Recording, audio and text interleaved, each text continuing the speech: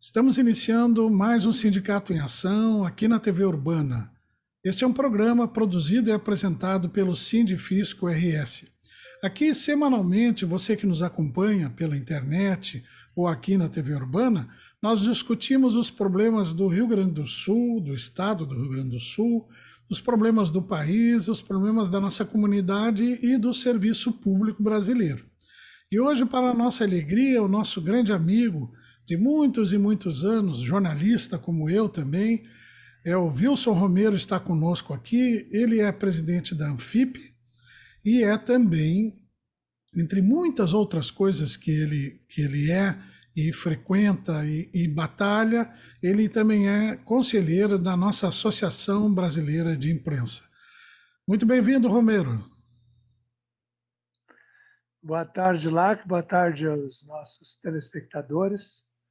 Estamos aí nessa continuada luta, entrando num ano que com certeza vai ser muito difícil, continuar sendo muito difícil para os brasileiros. Infelizmente, vemos aí novas etapas dessa pandemia, agora inclusive um pouco mais perigosas, porque a gente não sabe onde é que ela anda, né? Sim, Com essas contaminações, nós vemos o efeito disso tudo nos serviços hospitalares, nas atividades culturais, inclusive não sabendo se ela terá curta duração ou não. Então, e acima de tudo, estamos entrando também num ano em que teremos uma muito grande radicalização, polarização de debates políticos em redes sociais, e isso culminando com o mês de outubro, onde elegeremos os nossos parlamentares estaduais e sim. federais e os ocupantes dos palácios de governo, né? Sim, é exatamente isso que eu queria te perguntar, Romero. Como líder sindical e um brasileiro, né, que tem vivido toda essa crise desde que se instalou o governo Temer, não podemos esquecer, né, começou lá com o governo Temer e aquele programa Ponte para o Futuro, que acabou com os direitos trabalhistas e com tantas coisas que nós brasileiros construímos ao longo dos anos, e agora deu continuidade nesses 3 anos, já quase 4 anos do governo Bolsonaro. Qual é a conjuntura, o cenário que tu vê para os próximos meses aí, antes das eleições? Bom, efetivamente tem uma tranca, né? A partir do mês de abril não se pode fazer muitas movimentações, né?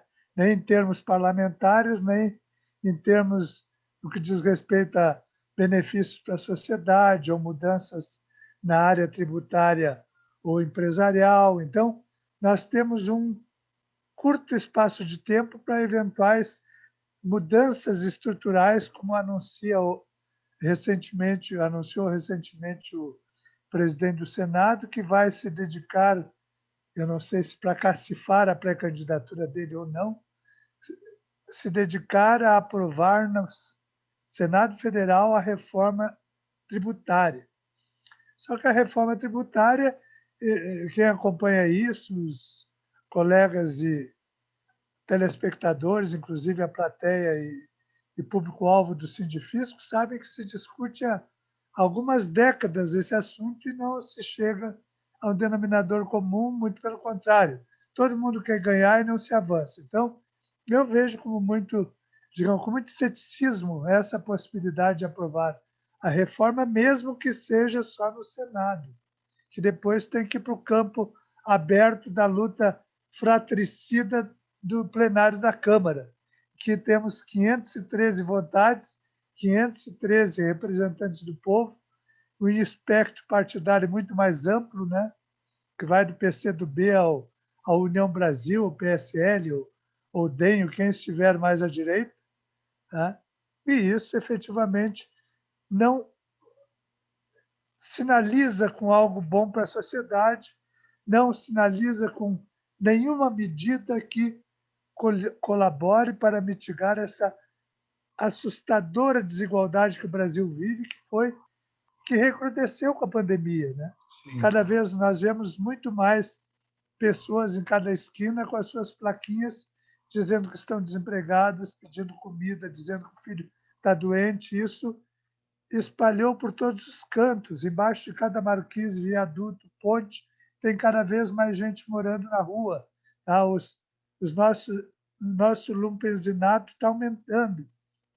Então, tudo isso sinaliza uma preocupação muito grande para o pós-pandemia, para o Brasil do amanhã e para o Brasil que vamos deixar para nossos filhos e netos, porque Sim. não se vê com esse grupo que está no comando atual do Brasil, junto com todo o bloco partidário que o apoia, qualquer medida na direção de reduzir esse caos que nós estamos vivendo. Sim, Romero, como presidente da Anfip, tu acreditas que uma reforma tributária, como tu desenhou bem, ela que faça apenas a junção, a simplificação de impostos, ela resolva alguma coisa no Brasil? Ou nós tínhamos que fazer uma reforma tributária muito mais ampla, que encaminhasse outros temas e outros assuntos relevantes? A estrutura tributária brasileira é extremamente perversa, né? Ela tributa o salário, o consumo em especial, tudo que nós consumimos. Quem ganha muito e quem ganha pouco paga o mesmo imposto ao comprar um saco de feijão, ao comprar um saco de arroz, ou ir no mercado fazer a sua compra para a manutenção. Então, isso é muito desigual, né? Nós temos que resolver essa situação, reduzindo a tributação sobre o consumo. Isso foi amplamente debatido ao longo dos últimos tempos, mas não se chega a um denominador comum. E tributando mais o capital, a propriedade, a renda efetivamente, porque, ao fim e ao cabo, quem fica pagando a grande massa da carga tributária brasileira, que já chega perto dos 35%, é a classe média, é o assalariado, é o consumidor do feijão, do arroz, da cesta básica, que também é altamente tributado. Então, isso tudo nós temos que encontrar formas. Só que, infelizmente, não se chega a denominadores comuns acerca de qual proposta é melhor para o Brasil. Nós temos uma PEC 45 no Congresso, na Câmara dos Deputados, que procura e sinaliza a qualificação de diversos impostos. Tem outra na mesma linha no Senado Federal, mas ninguém fala em taxar os super ricos, ninguém debate se é bom ou ruim, qual é a prospecção decorrente de uma eventual tributação de grandes fortunas, que já está prevista na Constituição, mas não avança. Né? E isso eu vejo como um ingrediente fundamental para que nós comecemos a ter, de fato, uma reestruturação desse nosso arcabouço tributário, que é regressivo, é efetivamente desigual e consagra a injustiça fiscal. Né? Sim, a regressividade para os nossos telespectadores é aquele sistema onde quem ganha menos paga mais e quem ganha mais paga menos. É isso, Romero? É, exatamente. Ou ganhando sobre, como eu disse, sobre o mesmo produto ou serviço, tanto quem ganha mais quanto quem ganha menos pagam a mesma coisa, né? E a sua condição de poder aquisitivo não é afetada para aqueles que estão, digamos, no topo da pirâmide da estrutura de renda do Brasil. Sim. Vou trazer um outro tema para nós aqui, Romero, que é a reforma trabalhista. O ex-presidente Lula acena com uma revisão da reforma trabalhista que foi apresentada no governo Temer e aprofundada com a Ministério do Trabalho sendo desmanchado, indo para dentro do Ministério da Economia e agora de volta o Ministério do Trabalho recriado. Tu acreditas que uma revisão da reforma trabalhista que tirou direitos, evidentemente, tirou direitos dos trabalhadores, é possível num futuro governo, qualquer que seja ele? Olha, a reforma trabalhista que nós também combatemos resultou efetivamente na precarização do emprego, né? Com contratos intermitentes, com incentivo à pejotização, com a expansão ao desligar em massa a população, encaminhando para que tivéssemos uma profusão de microempreendedores individuais, né? Isso tudo tem que ser, de fato, rediscutido, assim como nós temos outras matérias, como o teto de gastos. Será que temos que manter o teto de gastos? Mas, voltando, na questão da reforma trabalhista, vai depender muito daquilo, ou de quem elegermos, primeiro, para conduzir os destinos do país no Palácio do Planalto, e, segundo, qual a estrutura partidária que comporá o Congresso Nacional. Se isso não for modificado, se se mantiver a atual estrutura, com comando de partidos reacionários, de direita, o chamado centrão, em que há uma vinculação que, lamentavelmente, não condiz com aquilo que necessitamos, de ter uma minoração dessa praga do desemprego, da desigualdade, eu não sei se haverá futuro na pretensão de, eu não acredito que revogar a lei, mas pelo menos reduzir os prejuízos que traz para o trabalhador, que cada vez mais não encontra o emprego, né? E, acima de tudo, nem consegue a ocupação, que é pior ainda, a ocupação rentável, que é para onde caminha, a exemplo do que existe na Itália e alguns países da Europa, uma economia subterrânea, uma economia informal de maior valor ou de maior expressividade dentro da estrutura do PIB nacional, né? Respondendo por algo quase em torno de 30%, 40% do PIB. Então, é isso que nós temos que rediscutir. Como eu disse, depende daquilo que o cidadão comum, o cidadão formador de opinião, conduzir no sentido de buscar alguém que tenha vínculos com essa base, que tenha vínculos com esse discurso, mas, acima de tudo, que tenha consciência da necessidade que o Brasil continua sendo o eterno país do futuro, mas o eterno campeão da desigualdade mundial, inclusive. Sim, esse tema me parece que tu colocas muito bem, crucial para os destinos do Brasil a partir do final do governo Bolsonaro. Se teremos algumas mudanças que ajudem os trabalhadores ou não. Mas, falando nisso, a carreira de auditor fiscal da Receita Federal está em todas as mídias, em todos os jornais, sendo discutida porque mais de 1.200 auditores entregaram os cargos de chefia ao governo federal. Pode explicar um pouquinho o que é esta crise na Receita Federal e que atinge o Banco Central também e a Auditoria do Trabalho, vários setores? Que discussão é essa, que debate é esse com o governo Bolsonaro? O nosso telespectador tem que ter consciência que hoje os auditores fiscais da Receita Federal, eles estão numa mobilização, mas não estão numa greve.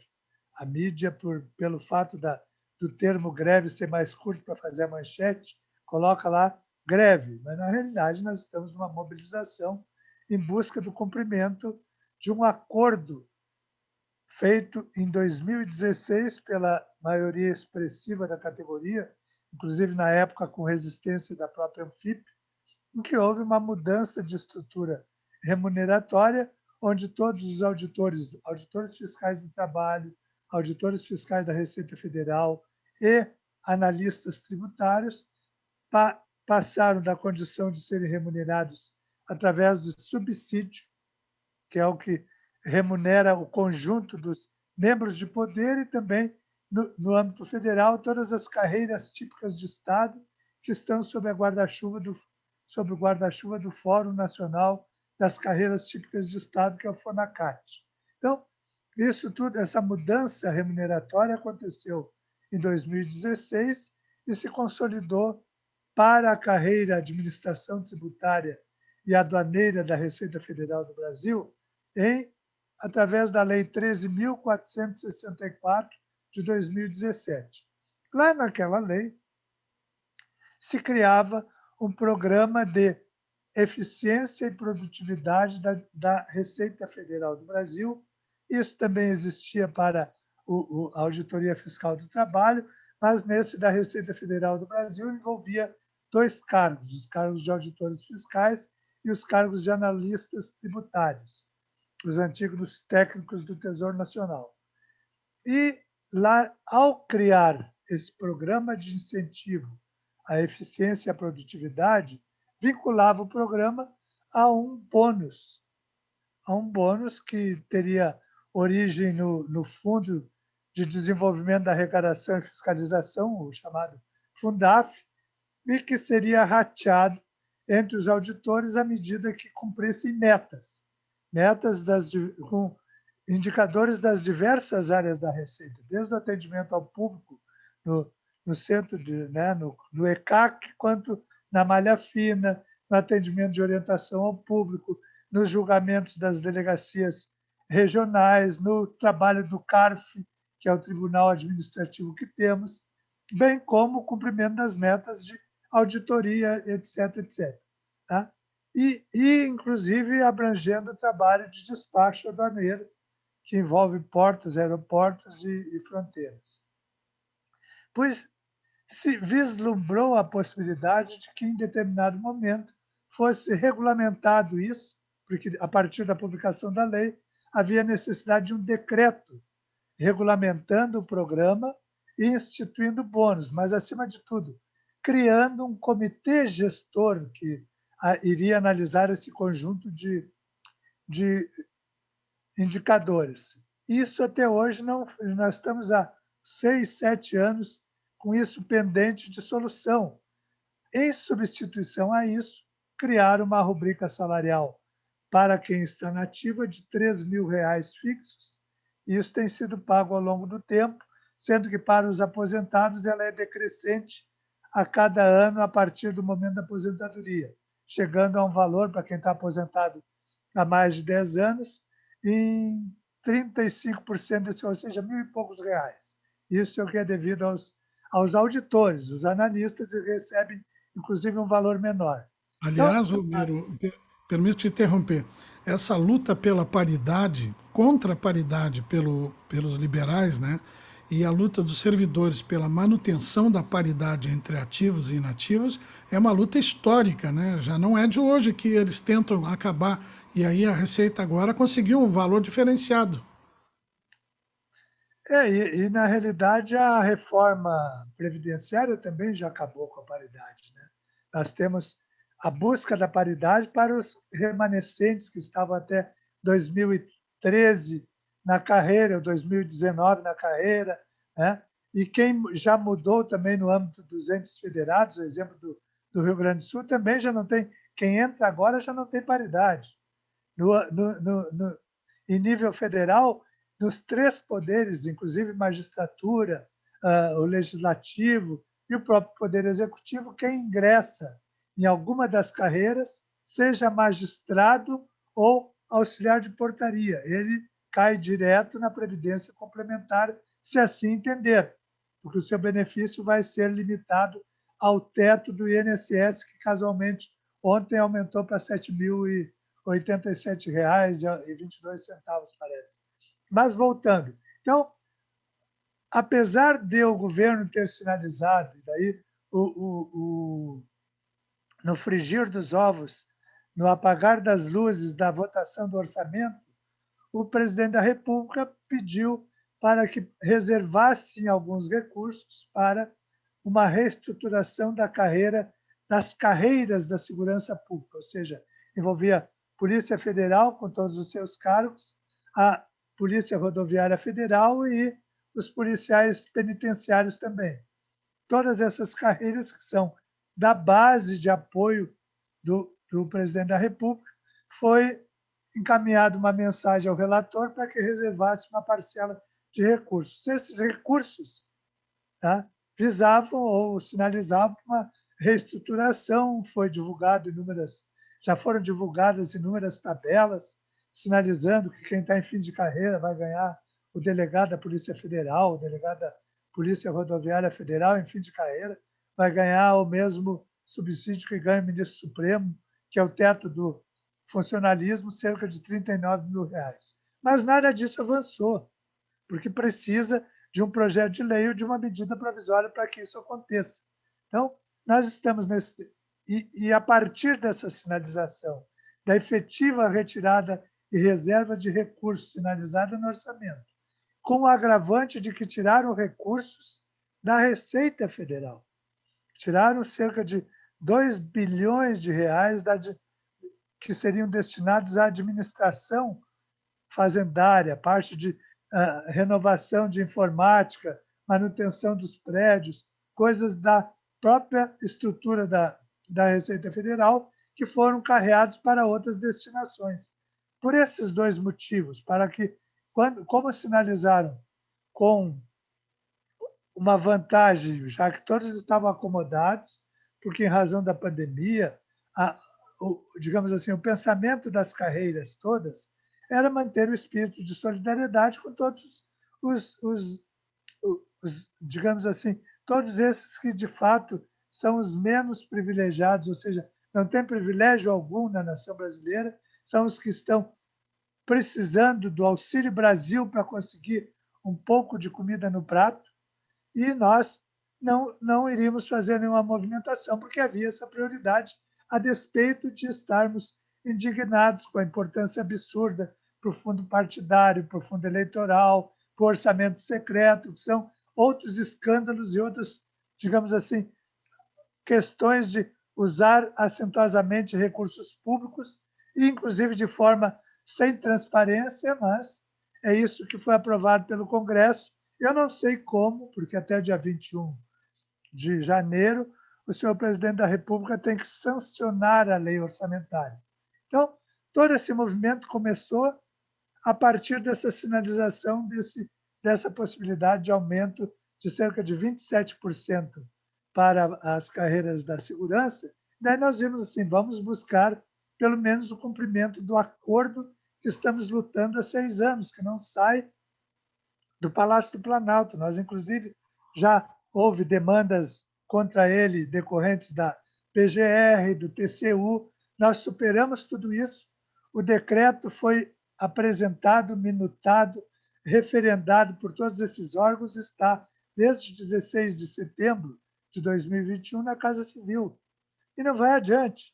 E ele não depende da lei orçamentária, porque recursos para instalar e criar o programa de produtividade e eficiência da Receita já existe no fundo da administração, da arrecadação e fiscalização. Então, é assim que está, só que daí surgiu um novo complicador.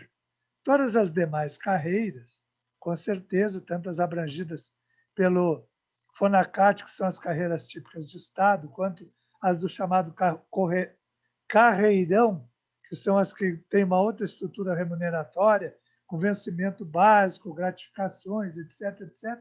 Disseram, olha, já que ele vai dar para alguém, vai ter que dar para todo mundo. A nossa perda salarial documentada e flagrante até dezembro de 2021 é de 27,94%. Mas isso é a perda do brasileiro, apesar de dizer servidor público não perdeu o emprego, não perdeu nada. Não, quem vai na rua, na farmácia, o nosso aposentado que precisa pagar o plano de saúde, a escola do neto, vê que a nossa cesta básica, inclusive, de produtos e serviços aumentou muito mais, né? Muito mais que o IPCA. Né?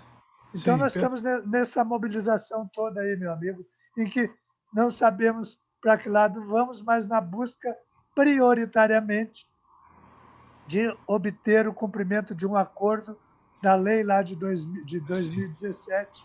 Então, é isso que se pretende nesse sim, momento. Por isso se aprovou em Assembleia, né, eu digo, por isso se aprovou em Assembleia algumas ações de mobilização. Uma ação de mobilização é de meta zero no trabalho de auditoria, outra é de não preenchimento ou entrega dos cargos, que já chegam a 1.300 quase cargos de todas as esferas da estrutura administrativa da Receita Federal do Brasil, e fazer a operação padrão, onde tem mais visibilidade, que é em portos, aeroportos e fronteiras. Está em desenvolvimento isso. Ontem houve uma nova Assembleia que foram criados comandos de mobilização. Vamos avançar. Nós tivemos uma conversa com o secretário da Receita essa semana e ele sinalizou favoravelmente que no dia 21, se tardar tanto, 21 de janeiro, o presidente sanciona a lei orçamentária anual, e no dia seguinte pode sair o tal de decreto e ele poder ter liberdade para constituir o comitê gestor para efetivamente levar adiante o cumprimento desse acordo. Esperamos, estamos torcendo, mas a pessoa está mobilizada. Sim, deve permanecer mobilizado porque é algo inadmissível que o Estado brasileiro, não foi o governo eventual, foi o Estado brasileiro que em 2016 assinou um acordo com a categoria de vocês e com várias outras categorias e o Estado brasileiro se negue a cumprir. Não importa o governo tem que cumprir com os acordos que assina. Assim como o pagamento dos precatórios é um outro exemplo, né? Mas nós estamos aqui na TV Urbana, no programa Sindicato em Ação, programa do Sindifisco RS, conversando com Wilson Romero, que é presidente nacional da Anfip.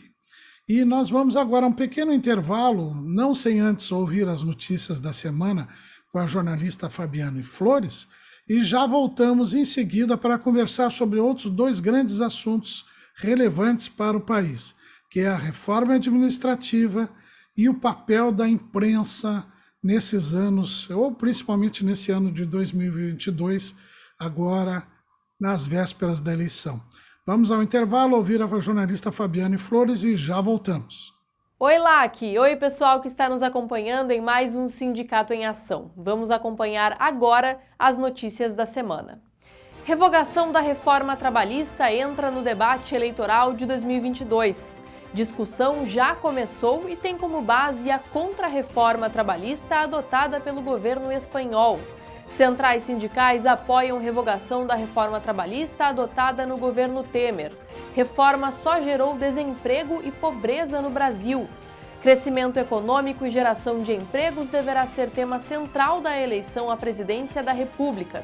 País precisa voltar a crescer e distribuir renda aos mais necessitados. Pressão por reajuste se espalha e mais servidores federais entregam cargos. Movimento é justo, pois os servidores públicos têm papel fundamental para a economia e para o bem-estar da população. Estas e outras notícias você acompanha no site do Sindifisco RS.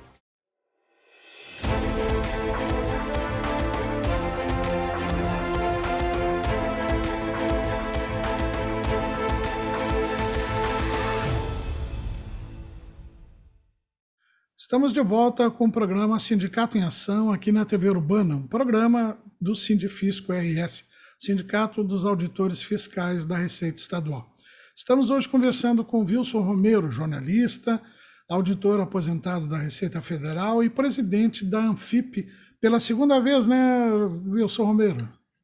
Isso, eu tive no mandato 2015 a 2017, em que se debatia naquela oportunidade exatamente a reforma previdenciária do governo Temer, em que a Anfip teve protagonismo nesse debate, recriando no Rio Grande do Sul a frente em defesa da Previdência, mas também trabalhando muito firmemente no Congresso para que aquela reforma não prosperasse.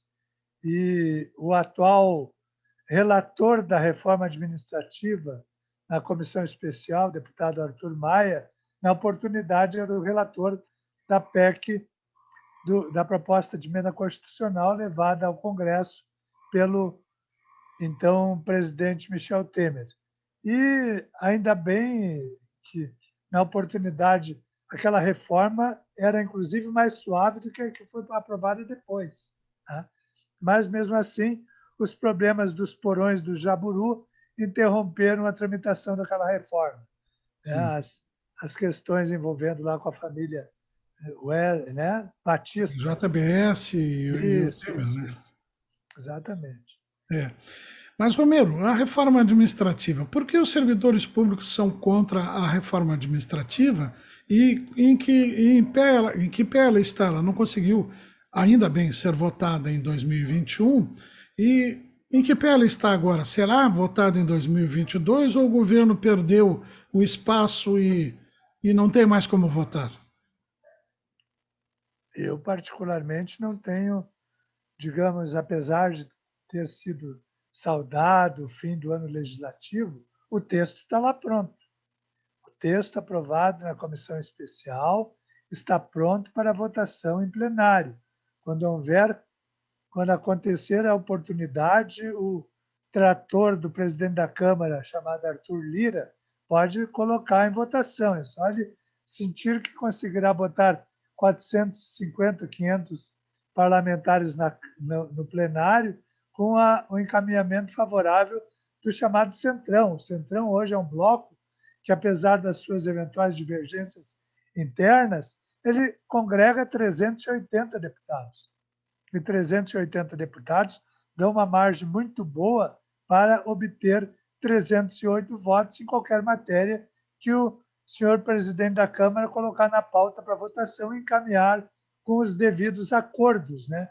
Nós sabemos que agora envolvem acordos, como sempre envolveu, né? Não é esse governo o primeiro a utilizar as emendas parlamentares, o tal de orçamento secreto que surgiu, inclusive muito antes desse governo, para influenciar nas votações, bem como o grande elenco de cargos na administração direta e nas estatais. Então, tudo isso é matéria, é massa assim, é material e matéria-prima para justificar o convencimento na defesa de pautas de interesse do governo. Isso todos os governos fizeram, não é esse liberal que fez, mas os progressistas que tivemos também fizeram, tá? Porque nós tivemos aí, apesar de alguns saudarem a volta à pré-candidatura do Luiz Inácio Lula da Silva, foi o Luiz Inácio Lula da Silva que encaminhou para privatizar a aposentadoria dos servidores públicos. Foi lá que se criou a Previdência dos servidores públicos. Então, tudo isso dos aposentados, inclusive, né? E a partir daí se foi. O Fernando Henrique abriu a porta para a criação das FUNPRESP e no governo Lula isso foi sacramentado. Então, eu digo, não temos parceiros na área, não há mais virgens no tempo, né? Efetivamente, nós devemos ter um comportamento, esse tem sido o comportamento da Anfip e, com certeza, da maior parte dos colegiados dos quais ela participa, de ter um comportamento suprapartidário. Nós devemos ter interlocução com todo o espectro de partidos e políticos representados nas casas, assim como deve acontecer nas assembleias legislativas, e nas casas parlamentares federais, dialogando desde o PSOL, do PCdoB, como eu disse, até o DEM, União Brasil, etc., etc. E a reforma administrativa foi muito criticada e continua sendo, e ela vai continuar sendo questionada, porque abria-se o Estado brasileiro para a negociata, para o loteamento de cargos.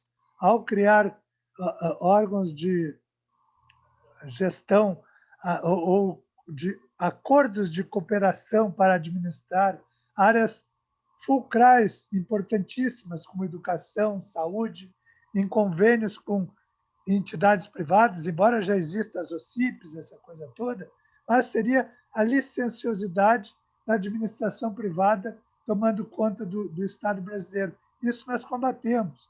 Colocava por terra todas as possibilidades de termos uma discussão muito clara sobre aquilo que é desempenho do servidor público, da renovação das carreiras. Os concursos públicos ficariam quase que obstaculizados, porque a grande maioria dos cargos teria obsolescência programada. A qualquer momento, qualquer cargo da administração pública poderia ser declarado obsoleto, né? E, a partir dessa obsolescência, trazer qualquer outro elemento de uma contratação rápida para substituir quem tem, inclusive, poderes e condições e já tinha mantido a sua efetividade dentro do serviço público. Sim, então, nós continuamos combatendo. Perfeito, perfeito. A iniciativa privada sempre esteve de olho, aqui no Rio Grande do Sul, por exemplo, no IP, né, que tem mais de 1.000 associados diretos, né, aliás, mais de 1 milhão de associados, né, e que interessam muito as operadoras de saúde no país, as empresas prestadoras de serviço de saúde, né? Então, a iniciativa privada sempre quer o Estado mínimo porque visualiza fonte de negócio e de ganhos para os seus proprietários, né? Mas, Romero, vamos para o nosso último tema aqui, que eu já tinha marcado, que é o papel da imprensa nesse momento de diminuição do Estado brasileiro e de ataque aos servidores públicos. Tu é jornalista, exerceu muitas funções na imprensa gaúcha e, simultaneamente, muitas outras funções também em entidades de servidores públicos. Qual é a visão que tu tens sobre o papel da imprensa, as fake news e as eleições de 2022? Bom, nós militamos tanto na nossa Associação Rio Grandense de Imprensa, como vice-presidente, como autor e blogueiro também de um blog chamado Tambor da Aldeia, e um outro na nossa Associação Nacional da BI Alerta, e vejo com muita preocupação que cada vez mais recrudescem os ataques à imprensa brasileira, seja nas tentativas de quebra de sigilo de fonte, seja na censura prévia sobre matérias, como vimos há poucos dias aí, uma matéria que estava censurada desde o ano passado do Grupo RBS. Nós, né, temos um ataque constante ao cerceamento da livre informação. Mas, acima de tudo, nós, se não houvesse essa imprensa livre, nós estaríamos no caos generalizado, porque a imprensa livre é que permite hoje esclarecer a população em todos os seus meios, e meios formais, né? Porque as redes sociais são a terra de ninguém.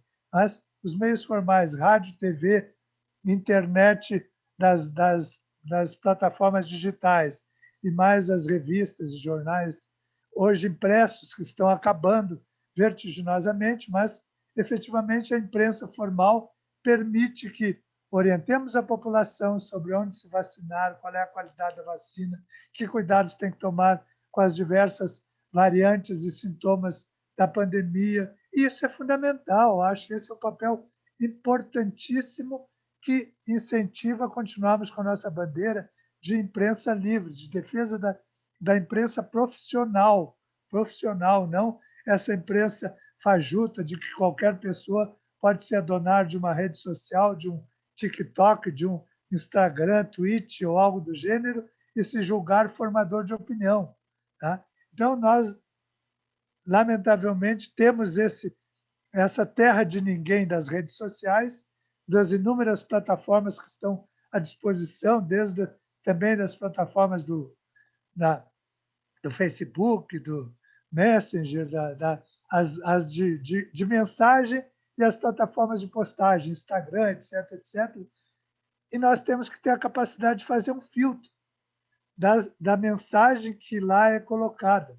E esse tem sido um papel importante das entidades de classe, de tentar multiplicar e disseminar que cada vez mais temos que ter um cuidado com a fonte de onde veio a notícia, com quem está informando, apesar de termos um universo muito radicalizado, um cenário de informação extremamente polarizado, que tem hoje, nesses dias, nós vimos aí um apoiador do atual governo que teve pela segunda vez sua conta do Twitter encerrada, porque ele estava disseminando informações inadequadas sobre a vacinação, sobre os perigos, dizendo que coloca em risco a vida de pessoas. Eu acho que esse tipo de fake news, cada vez mais nós, através dos meios que temos disponíveis,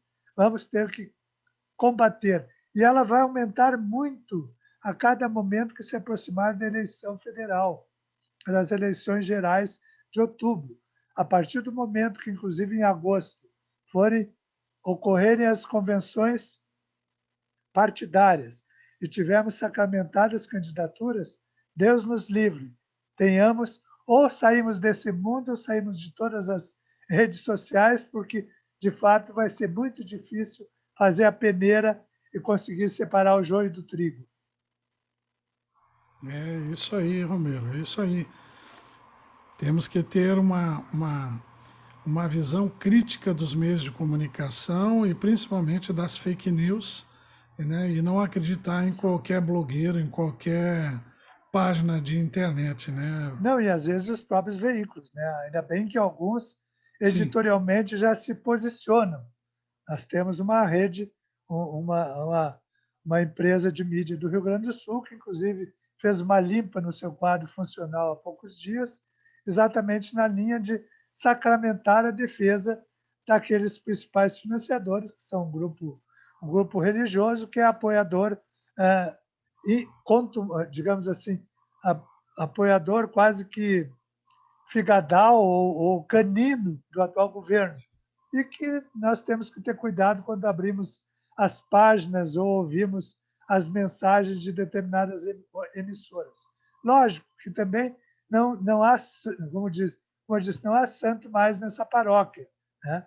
Nós temos que ter o ouvido preparado, discutirmos, tanto é que até no movimento de combate à corrupção eleitoral, que eu faço parte também, onde coordenava um grupo de trabalho que nós vamos elaborar uma cartilha sobre a legislação eleitoral, mas não uma cartilha dirigida ao deputado, ao pré-candidato, ao candidato ou ao partido. Nós temos que conscientizar a população, o sujeito que está na parada de ônibus, que está dentro do metrô, que está lá aglomerando em determinados lugares, esperando, inclusive, na fila de atendimento da unidade básica de saúde, ele tem que ser conscientizado que o seu voto muda aquela situação.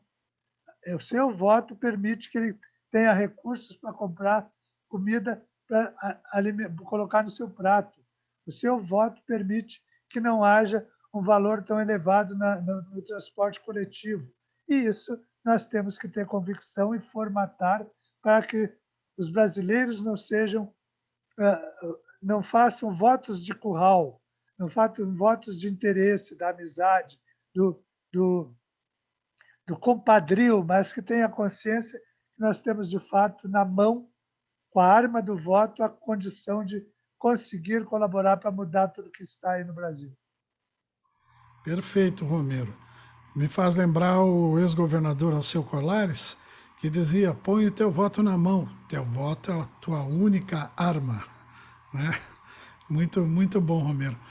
Bom, queremos agradecer muitíssimo a presença do Wilson Romero, presidente nacional da Anfip, jornalista, auditor aposentado, auditor da Receita Federal aposentado, líder sindical, líder de categoria, que esteve aqui conosco conversando sobre a conjuntura no país e no Rio Grande do Sul. Muito obrigado a você também que nos acompanhou aqui nesse debate, aqui na TV Urbana, nessa conversa aqui na TV Urbana, nesse programa que é produzido e apresentado pela equipe de comunicação do Sindifisco RS. Voltamos na semana que vem. Até lá e muito obrigado.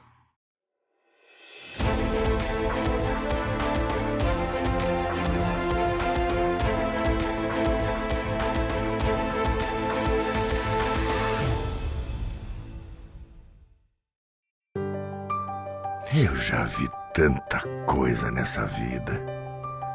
Nasci em 1928. Um ano depois, estourou a terrível crise de 29. Só que eu sou gaúcho e não me abalo por qualquer coisa. Eu sigo em frente.